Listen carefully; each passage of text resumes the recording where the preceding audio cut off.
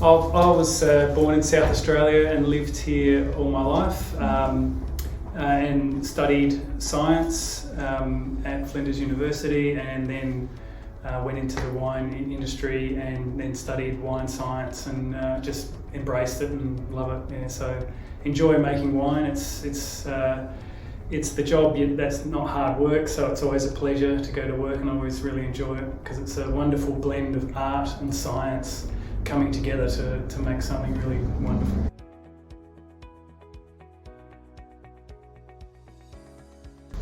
I took a job at Hardy's in the laboratory after getting my university chemistry degree, and just after working in the laboratory for a vintage, just seeing the fruit come in and seeing the wine being made, I found that very interesting. And in South Australia, the wine industry is a big industry and there's lots of places to work, so I found that a good opportunity to move into.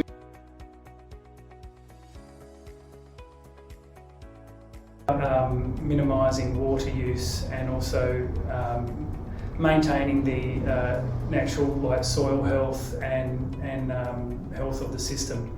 And so we try to have minimal impact, and that involves minimal sprays and also driving up and down the roads with a tractor. So it's all about trying to minimise your impact and maximise what you produce in terms of quality fruit with a small amount of input.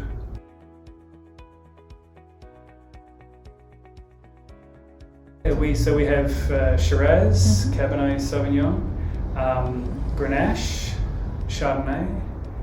We have a variety called Zabibo, which is otherwise known as Muscat of Alexandria. We also have Riesling and Semillon. That's in the Riverland.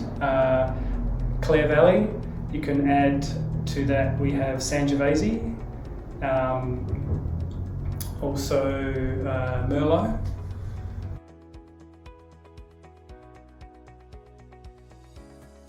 The Scotts Creek vineyard was first planted out by Penfolds under the guidance of Max Schubert in 1963, and so that's where a lot of the varieties were first planted. And the Clare Valley, we have some of the Grenache vines there are over 100 years old, and the Shiraz, some of the Shiraz plantings there go back to 1965. So there's some very, very old vines there which produce some magnificent fruit. But yeah, so those vineyards have been vineyards for a long, long time, both. Okay.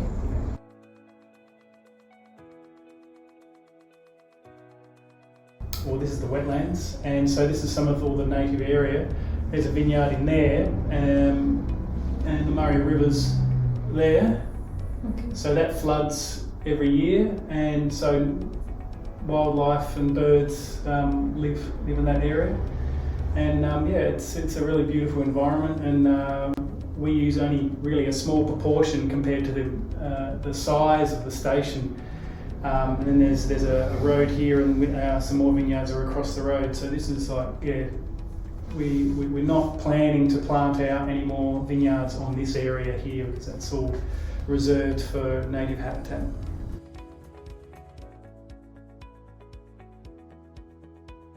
Towards the end of the season, where most areas around Australia are starting to see some rain, there's still no rain at the Scotts Creek site in the Riverland, and so at that point we have soil moisture monitoring, and we can see how much moisture is in the soil and add on not quite enough water, and so the grapes just slowly reduce in weight and so intensify the flavour and colour, and that's how we get our vine dried Shiraz. And we're able to do that at that site because of the fact that the summer just lasts on and just keeps staying warm and dry, and so we're able to keep that fruit on the vine for that extra 2 weeks.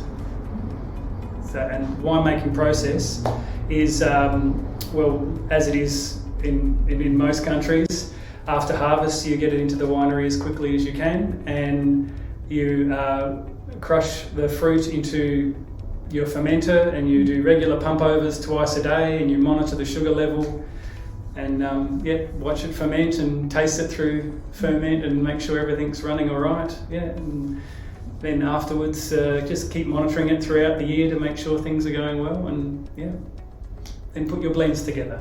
Yeah.